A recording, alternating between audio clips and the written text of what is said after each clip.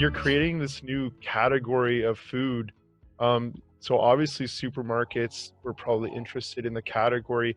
What was your understanding? Like, were you getting, hey, yeah, this supermarket really liked just the category we were bringing to them. They didn't really care so much about how good your ice cream tasted. What was your understanding there? So every buyer is different. What they're looking for is different. In some cases, they're looking for something that appeals to them personally, right? Some buyers could think, "Oh, that's the greatest idea ever," or "That's the worst idea ever," right? They don't like the idea, then they try the ice cream, and then they're like, "Wait a second, how many calories are in this again? This is so much better than than the other healthy ice creams." So that changes their perception. I think every buyer is different. Some have a bigger perspective. They think about, and I think we talked about this last week. Is this good for the store? Right? Does this product have what it takes to bring in people that might otherwise shop at the other supermarket across the street? Others are more focused on, different stores have different initiatives, different customer bases. Some might not accept certain ingredients. We don't have those problems typically in our product, but there are some super hyper organic marketplaces that wouldn't take Nightfood because their standards are, Whole Foods might have standards here, and then these guys are like, out of the frame, right, in terms of what they're looking for. We made Nightfood to meet like that Whole Foods, that kind of mainstream, healthier product line. So, each buyer is really different, Jason. I think that at the bigger supermarkets, the kind of accounts that we're going to, they're looking for products with a lot of upside, that have a lot of consumer appeal, and that they believe can succeed in a way that's going to bring volume to their category. So if you've got a product that's a better nighttime snack, and you've got consumers already walking around that store, and maybe they're consuming a little bit of ice cream, but maybe sometimes they buy some Oreos or some chips and salsa or hummus or whatever, and the buyer believes that this can get that person who's normally buying 1 pint of ice cream a week to buying 6 a month or 8 a month, then that's an interesting product to them, as opposed to a product that's just kind of a Me Too product. And some buyers are more adventurous than others. I mean, it's really, it's up to their personality, it's up to the store, it's up to the customer base, the store mandate, the customer base, and maybe even the mood that they're in that day, or whatever. I mean, I guess this kind of goes into what we want to talk about, which is a little bit of the behind the curtain, how things got started type of look. I know we're kind of going down that path already.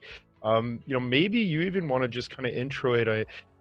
I've started companies. I know how it was. Like, you've got to have a mixture of sales. You're coming together with a new category that you guys are creating. So obviously, it's a crazy dynamic. You've got people asking for things that you don't even have created yet, and you're like, oh yeah, we'll get those done. I'll get those over to you. So I guess kind of, walk through, the story of Nightfoods and kind of how you got such an interesting product or kind of into these people's eyes. So once we decided that we were going to do the ice cream, we needed to figure out how to go from concept to commercialization and production. Generally we knew from a nutrient profile standpoint what should be in the ice cream and what shouldn't. Obviously we wanted a product that, didn't have all the fat, all the calories, all the sugar of, traditional Ben & Jerry's flavor or Talenti or things like that, Haagen-Dazs. We also knew we didn't want to load it up with sugar alcohols like Halo Top and some other brands do, which are sweeteners that, for a lot of people, it doesn't really work great with their digestive system. And we knew that, calcium and magnesium and zinc and certain other minerals and things should go in there. So we had that general concept, but we needed to find a co-packer. They were moving away from pints at the time. And they said, hey, you need to talk to this guy, Jim Christensen. So they gave me his number, and I reached out to Jim. And Jim is, he's the former vice president of ice cream sales for Unilever. And he's been on his own for a few years now, helping ice cream companies launch and commercialize, roll out, and just kind of do everything that you need to do. And I got Jim on the phone, and nobody, shouldn't say nobody, but people, I don't know that people were necessarily taking me seriously at this time. And, I spoke to Jim, and I started to talk a little bit about the nighttime nutrition, sleep-friendly concept, and he got it right away. I mean, he instantly knew that, yes, of course, most of the at-home ice cream consumption is happening shortly before bed, and yes, what you eat before bed is important, for better or worse.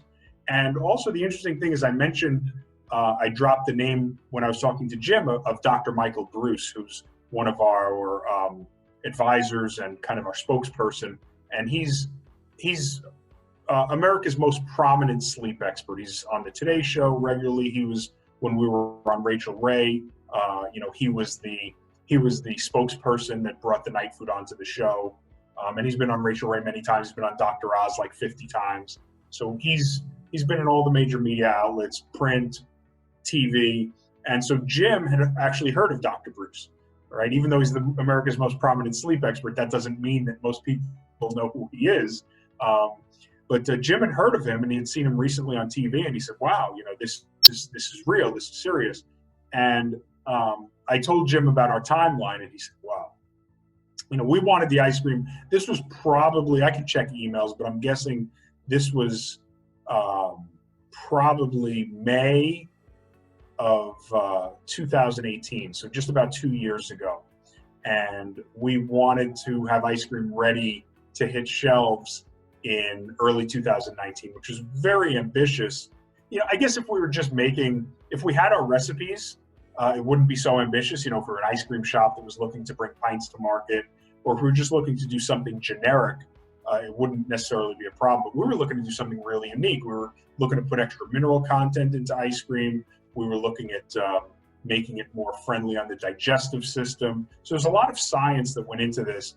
And Jim thought that the shortest path to commercialization would be to find an existing, what they call in the industry, an existing technology. I don't think most of us would think of it as technology. It's kind of a concept, a base for the ice cream that we could kind of plug into. And there was some technology floating around. We got on a conference call with a group out of Italy, and they had a base that was a healthier gelato, which we looked at. I just didn't think it would work trying to commercialize with partners that were in Europe.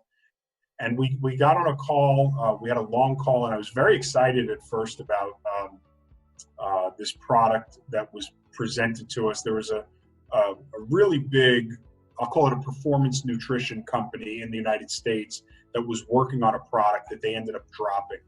And we got in touch with the company that ended up with this technology. They ended up with the intellectual property. And we got on a conference call. We explained to the new owner of the intellectual property what we wanted to do. And he said, "Oh yeah, this is great," and he was giving me very high level stuff, and it sounded good. But when we got the formulations, we saw there was way too much protein, way too much carbs, way too many calories. This was a product for really high-end athletes. And it was a healthier ice cream in some respects, but it wasn't for the mainstream consumer that, was going to potentially be sitting there watching, Dancing with the Stars or whatever. So we had to dismiss that. And I said to Jim, I don't think we're going to be able to piggyback on something that's out there. We need to find a lab, and we need to do this right. We need to do it from scratch.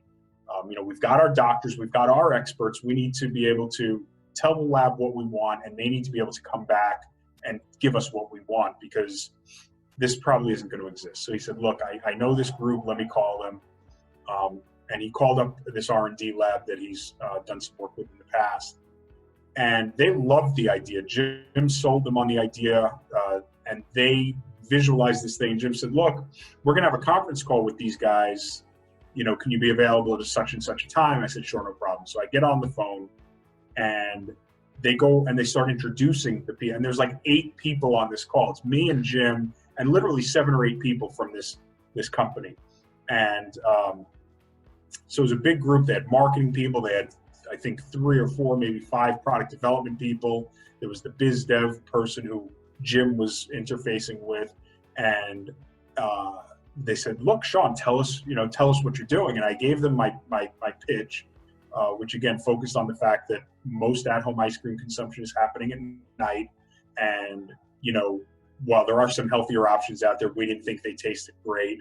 And, we think we can do better in terms of giving people a better, healthier, more sleep-friendly nighttime snack. One of the guys on the call, I guess he was like the old sales guy, he says, I think this is going to be great. And he starts cursing up a storm, right? He's like, I've been in this gosh darn, I'm going to clean it up, right? Because we got investors, that might be a little sensitive, right? I've been in this gosh darn business for 30 gosh darn years.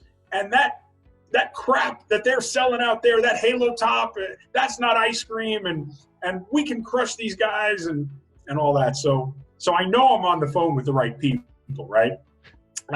This guy was pissed, and he's just like, look, we gotta bring ice cream back because what people are eating is not cool. And so what we found out, as I described what we wanted from a nutritional perspective, and basically the mandate was, look, we wanted to have kind of the low calorie, low sugar, low fat, low carb content of Halo Top.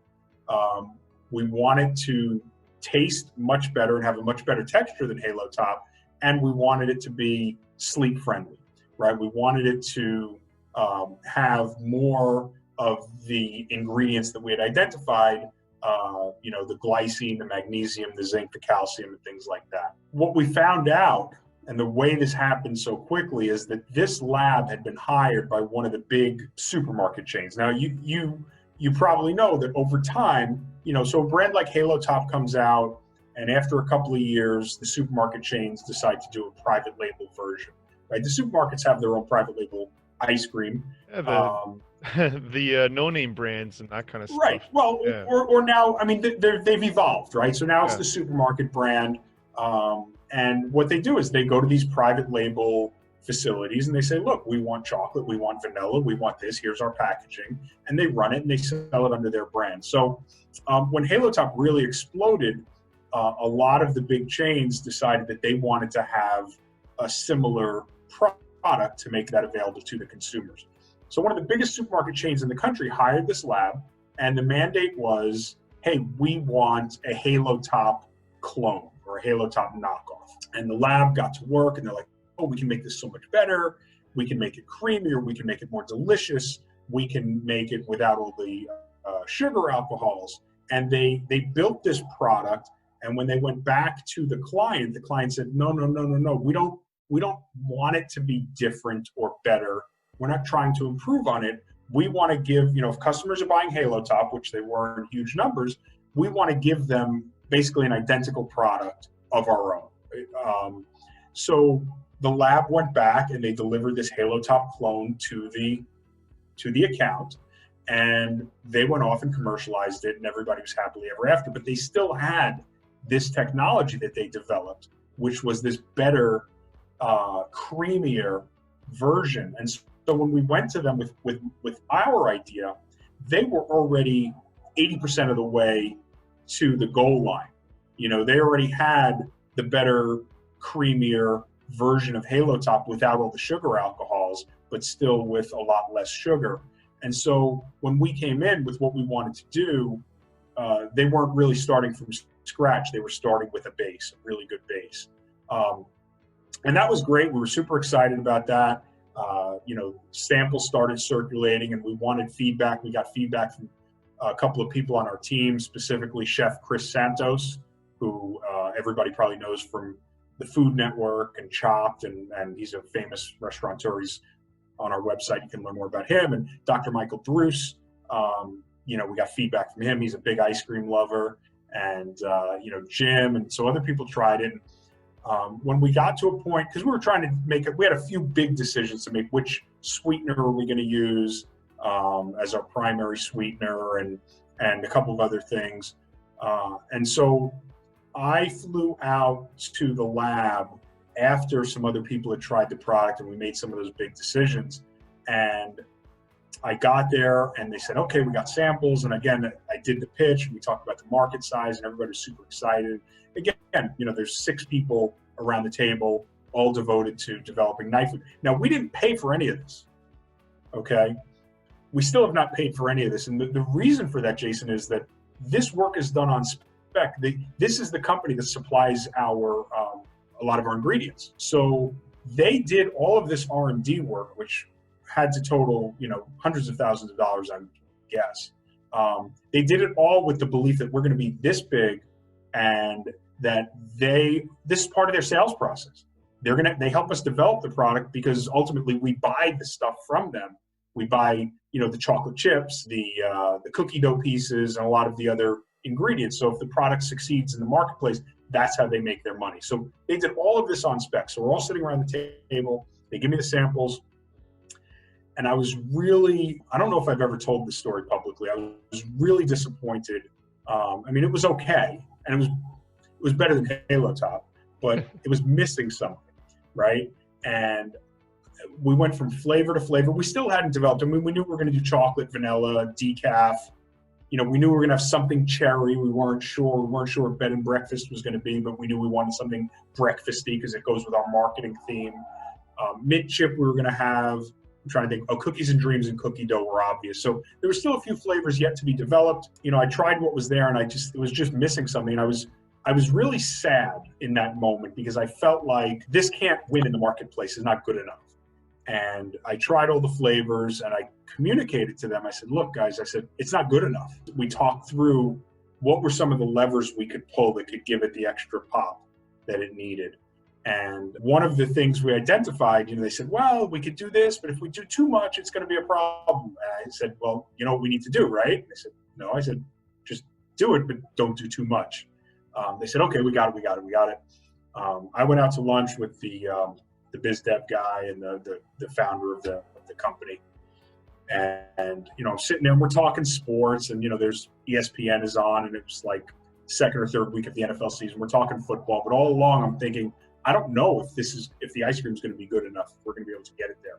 And at this point, I'm really, like I said, I'm really concerned, and sad was like the emotion, because I was like a kid on Christmas morning, and it's like you open it up and you get like socks or something, right? Yeah. So I went back, and they said, oh, we got the stuff coming out of the freezer, and we can start up again in 20 or 30 minutes. So I'm going through emails and stuff, and it was just kind of a stressful time, and the stuff comes out, and we start tasting it, and I was like, this is unbelievable.